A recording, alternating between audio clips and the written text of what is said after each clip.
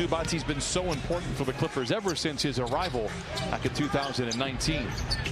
Batum, a one-time Hornet, knocks down the three. Dueling banjos here in downtown LA.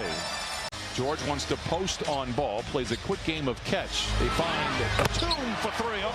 The X factor might be a factor tonight. The one-time Hornet has not. PJ Washington is out for the Hornets. Ball knocked off the hands of Batum and out of bounds. And we know that Hayward has done it for years now, so not a bad roster they put together. They dump it into Batum, and he lays it in. 8 quick points for Nicolas Batum in the first quarter. Ball. Good ball to Kelly Oubre Jr. for three. Off the rim. Rebound Clippers looking to push. Pick up the pace. What is involved with getting faster on the floor? Well, let's think about this. James Borrego, the coach of Charlotte, said in the press conference he's wondering if they're going, wow, a little contact right there, but our defense have a chance to recover. I think it's one of the things that made the Golden State Warriors team so impressive is that they played at a high pace. Their offense was amazing, but they were always one of the best defensive teams.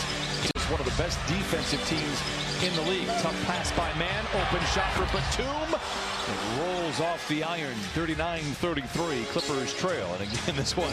With his size and aggressiveness, he comes up with second shots often. Great ball movement. Everybody's fingerprints on the ball. This trip down. Zoo punctuates the possession and lays it in back-to-back buckets for the Clippers big man. Missed 20 more field goal attempts at the end of the game. Then he was happy. Batum for three. Good closeout there by Hayward. Hornet, what you got in your back pocket, Mr. Patella, but let's contribute to the fund. Here is George. Rebound nicely done by Zoo. Lob to Batum, and he lays it in. Easy shots above the rim. We joke about Plumlee, but in all seriousness, a very good basketball player that we have highlighted back to the first quarter. And he whistled against Charlotte will be free throws. George gets around his defender, gets down the lane, finds a wide open Batum for three. Bucket. 3 threes for Batum in the first half. When he gets it going, he can score in bunches.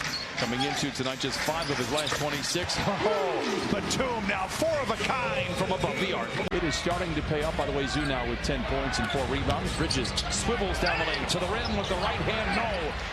It's Batum with the rebound, and the Clippers leading by 4. Live ball turnover. Rozier blocked by Batum.